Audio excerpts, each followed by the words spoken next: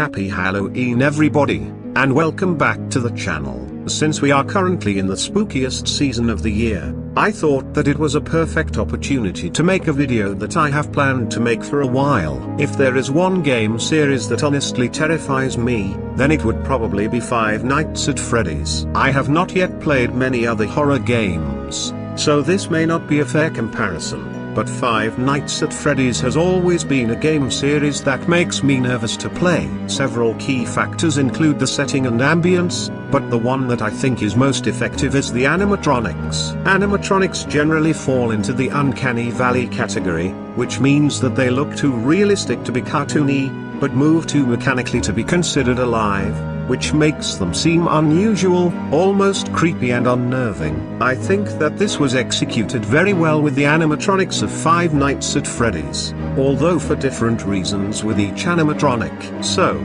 appropriately for Halloween, I am going to be counting down who I think are the top 10 scariest Five Nights at Freddy's animatronics. Please keep in mind that this video is entirely my opinion, but feel free to share your list in the comments section. However, before we get onto the countdown, let's quickly cover some honorable mentions. I was originally considering the plush babies for number 10, but then realized that nobody would take this list seriously if I did. The plush babies were considered because I find their high-pitched, whirring attack scream to be the scariest in the series. Withered Foxy was also considered because, even though Five Nights at Freddy's 2 has been his only major appearance so far, the sight of him preparing to dismember the night guard with his hook will always be a sight to fear. Dreadbear was also considered, due to his Easter eggs that see him emerging from a lake and staring across the hills like an animatronic Caillou, as well as the precise and intense calibration of his brain module. You've got the body, I've got the brain. While I do not find the puppet to be as creepy as others think, I will admit that it did terrify me to see the puppet tiptoeing down the hallway in Help Wanted. Just one look at Nightmare Balloon Boy will tell you why I considered him for this list. While I find his hundreds of sharp teeth and his bony, gangly hands to be very unnerving, I just found some other animatronics to be scarier. While I initially did not like Ballora very much, I will admit that her mechanics in Sister Location and Special Delivery are very panic-inducing, since you must be even quieter than a mouse. I know that a lot of people are not fans of Clown Springtrap. I honestly think that he's one of my favorite skins so far, since the killer clown motif is executed very well with his design. The final two honorable mentions will go to Jacko Bonnie and Jacko Chica, mainly due to their appearances in Ultimate Custom Night and Special Delivery. Jacko Chica shines in Ultimate Custom Night, due to her mechanics and ear-piercing shriek of a voice. I am a burning reminder of your misdeeds. Meanwhile, Jacko Bonnie shines in Special Delivery, since his appearance resembles a rotten pumpkin and, initially, he was completely silent, making his encounters much more nerve-wracking. It's a shame that this was just a bug, and I wish that this aspect was kept since it makes him stand out more. Now, let's begin with the countdown.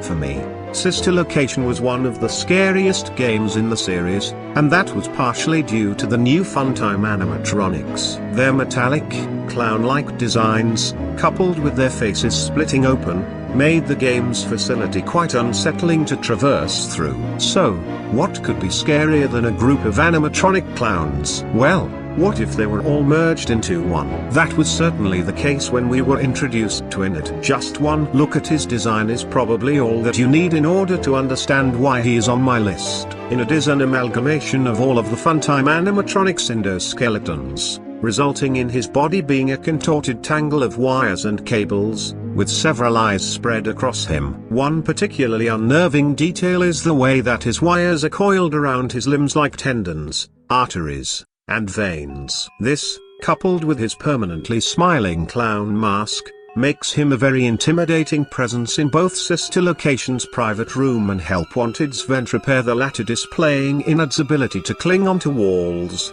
similar to Mangle. Although Molten Freddy's design may be slightly creepier, due to his legs and clown mask being replaced with a pool of wires and a rusty Freddy mask, I ultimately chose Withered because of the two moments that I just listed.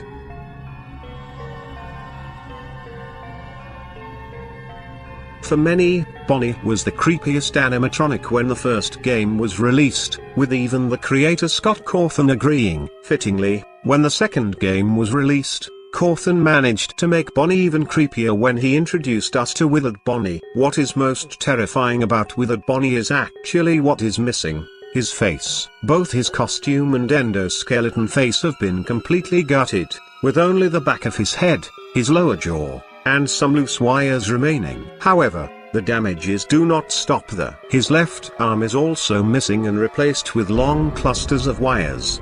His right hand and left foot have been stripped of their fabric, and dirt smudges cover his entire body. The terror of Withered Bonnie, and, by extension, the rest of the Withered animatronics, comes from his relentless pursuit of you. Despite his poor condition, despite his constant face puns, his voice still manages to strike an unsettling tone. Might as well face the facts. You were always destined to fail.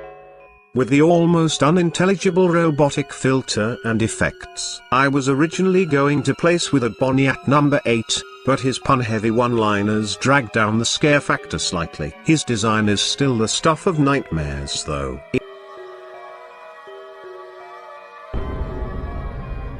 In any horror game where you are faced with only one antagonist, they should have a terrifying presence that the player should aim to keep away from at all costs. An effective example of this is Five Nights at Freddy's 3 and its main antagonist, Springtrap.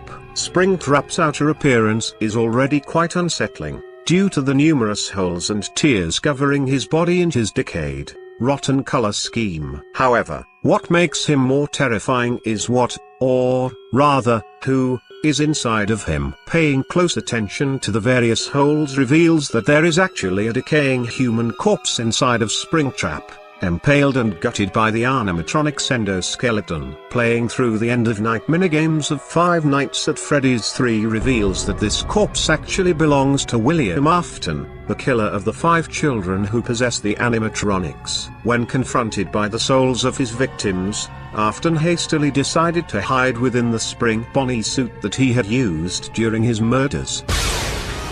However, karma caught up with him when the suit's spring locks failed and the endoskeleton clamped shut on him. Afton was sliced and fused into the suit, only for his soul to later possess it 3 decades later. Outside of Springtrap's morbidly gruesome origins, other unsettling aspects of him include his tendency to camouflage himself in shadows, him crawling through the vents in Help Wanted, his special delivery mechanics that require immaculate attention to detail, and his calm, but sinister voice. I'm back. The only real hindrances to Springtrap's scare factor are his hit-or-miss attack animations. They succeed in Ultimate Custom Night and Special Delivery, but not so much in Five Nights 3 or Help Wanted. Regardless, Springtrap is still one of my most feared animatronics in the franchise, and yet he is only at number 8.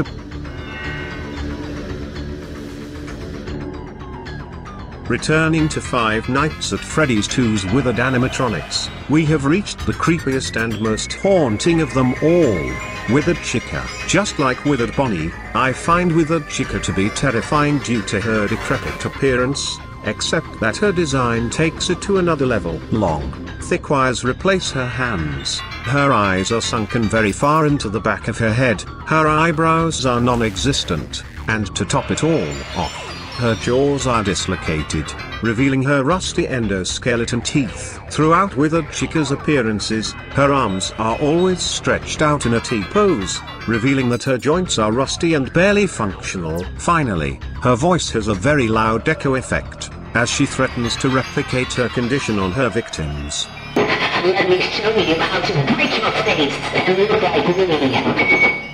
However, Withered Chica's creepiness is dragged down somewhat by her Help Wanted design, which looks somewhat cartoonish in comparison to her original design, which is coated with dirt smudges and conveys her withered, decrepit state more convincingly.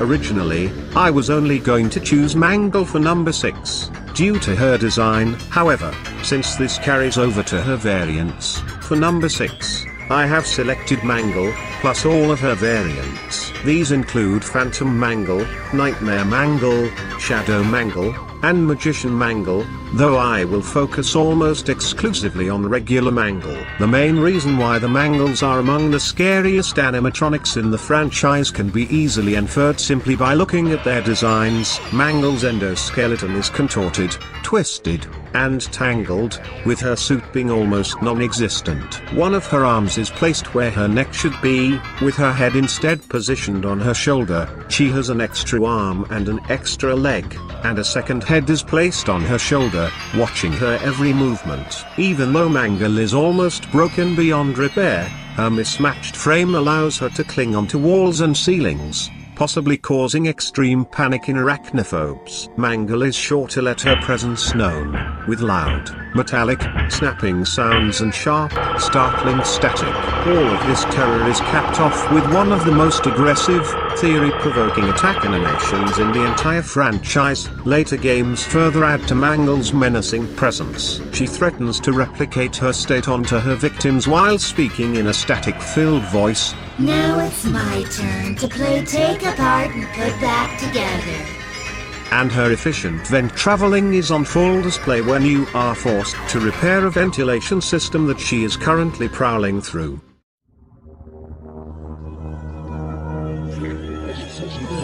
Now, we are reaching some of the most terrifying animatronics to ever grace the franchise, perhaps even the horror genre itself, and I have decided to kick off the top 5 with Grim Foxy, appropriately introduced in Help Wanted's Halloween DLC, Curse of Dreadbear.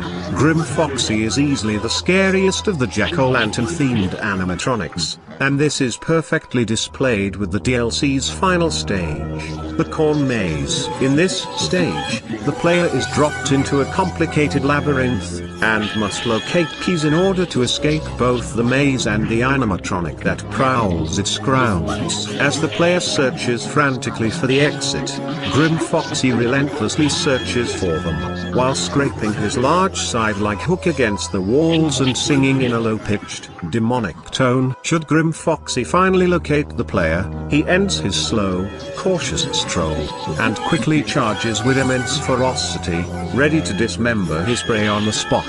The only way to evade his grasp is to quickly take cover inside one of the numerous cardboard cutouts littered throughout the maze. Honestly, one of the scariest moments in the game is taking cover inside of a cutout, and watching Grim Foxy slowly inch past without noticing his prey right under his nose. Grim Foxy's aggression and intimidation is also on display during the game over screen, where he occasionally scrapes his hook against the walls of the graveyard that the player is situated within, while fire spills from his tall, hulking frame.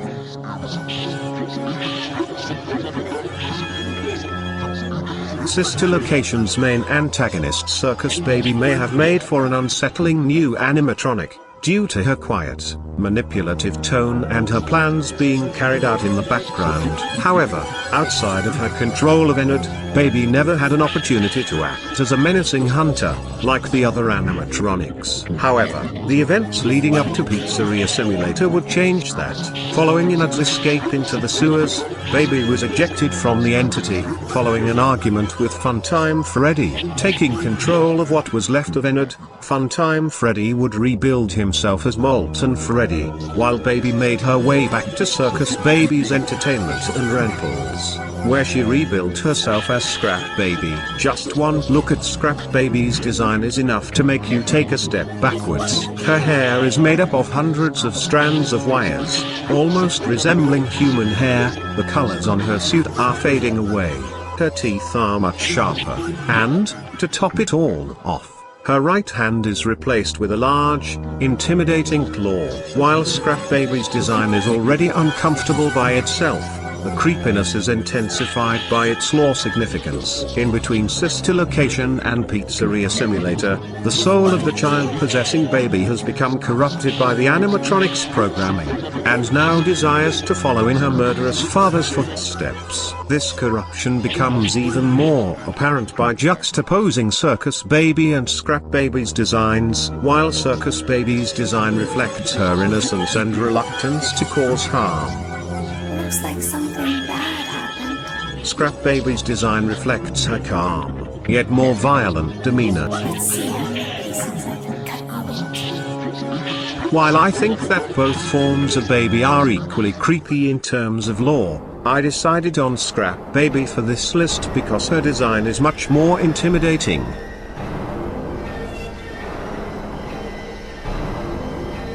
For the top 3, we will finally cover some of the Nightmare animatronics. It is commonly agreed upon that the Nightmares are among some of the series' most frightening antagonists, and I would have to agree. Their exaggerated designs and attacks make Five Nights at Freddy's 4 one of the most intense games in the series, and kicking off some of the scariest of the group is Nightmare Foxy. Nightmare Foxy basically does for the Nightmares what I said that Withered Bonnie does for the Withered, taking one of the creepiest animatronics in the first game, and twisting them into something even more terrifying. What puts Nightmare Foxy on this list is that his hiding place, rather than the deep, purple curtains of Pirate's Cove, is actually the dark, cramped closet of the Five Nights at Freddy's 4 bedroom.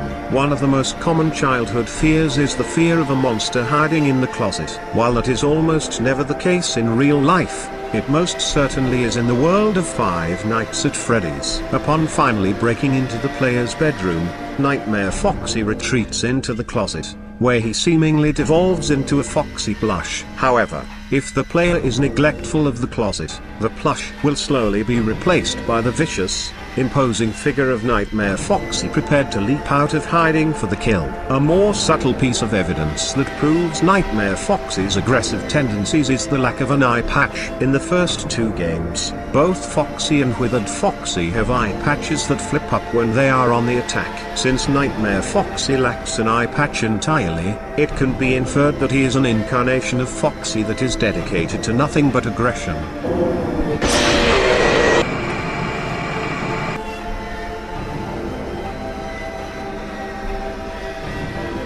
Throughout the minigames in between nights of Five Nights at Freddy's 4, the crying child is guided by a mysterious Fredbear plush, while the actual nights see the protagonist, whether they be the crying child or Michael Afton, defending themselves against nightmarish versions of the animatronics. So, who would be an appropriate final boss for the 5th night? A nightmarish version of Fredbear, of course. And Nightmare Fredbear certainly did not disappoint. His suit is battered and beaten, his teeth are stained with blood, foreshadowing the minigame that he precedes. His claws are long and knife-like, and his stomach is lined with more agonizing, serrated jaws. When Night 5 rolls along, all of the other nightmares vanish, with Nightmare Fredbear using all of their strategies. He is not deterred by the flashlight in the hallways, and, when he enters your room, he takes the form of a scowling, disembodied head, whether he be in the closet or on the bed. Nightmare Fredbear returns once again for the final 2 hours of Night 6, and, on Night 7, he is replaced by a mysterious, shadowy version of himself, known simply as a Nightmare. While Nightmare Fredbear's ultimate custom night mechanics were fairly easy to counter, he was finally granted the ability to taunt and threaten his victims in a gnarly, ferocious voice. Let me put you back together and take you apart all over again.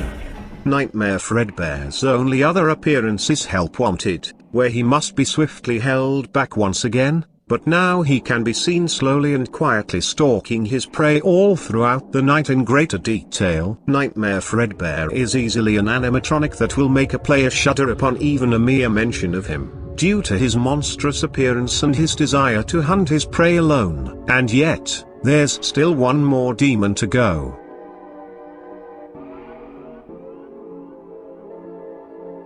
Like I mentioned before, Five Nights at Freddy's 4 is one of the intense and terrifying games in the series, due to its horrifyingly exaggerated cast of animatronics. However, if you desire true nightmares, then you may consider trying out its Halloween edition. This edition swaps out 5 of the animatronics for new, more daunting monsters. I have already covered Jacko Bonnie, Jacko Chica, Nightmare Mangle, and Nightmare Balloon Boy, and why I find them so terrifying. But you may have noticed that there is one missing, the replacement for Nightmare. You may be wondering how Nightmare's petrifying presence could possibly be surpassed.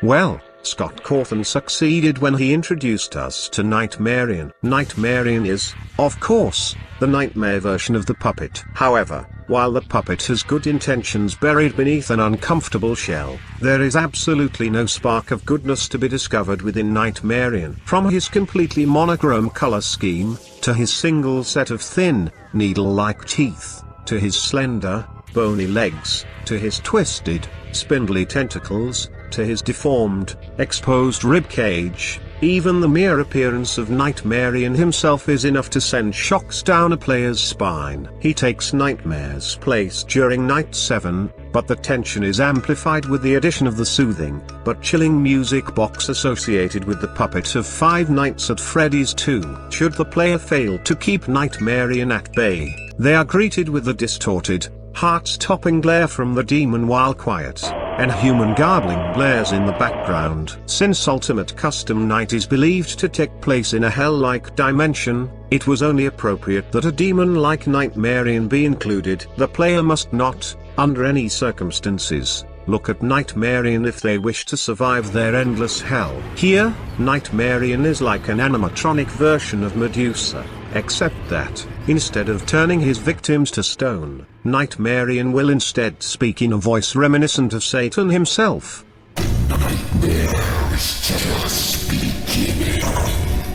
Just like Nightmare Fredbear, Nightmarian's chilling hunt for his prey was recreated in Help Wanted. However, now Nightmarian can attack from any angle by sending his long, slimy tentacles through any opening that they can fit through. There is absolutely no escape during this encounter. Nightmarian is also rumored to be coming to special delivery at a later date, and I'm sure that he will be as paralyzingly terrifying in augmented reality as he has been throughout all of his appearances so far. Nightmarian, demonic, terrifying, and relentless, the scariest animatronic in all of Five Nights at Freddy's. Thank you for watching my video. I have tried to make this top 10 a huge step up from my previous attempts, by giving each spot more interesting introductions and exits, rather than just saying who I had chosen for each spot. Please like the video if you enjoyed it. Feel free to share your opinions in the comments section.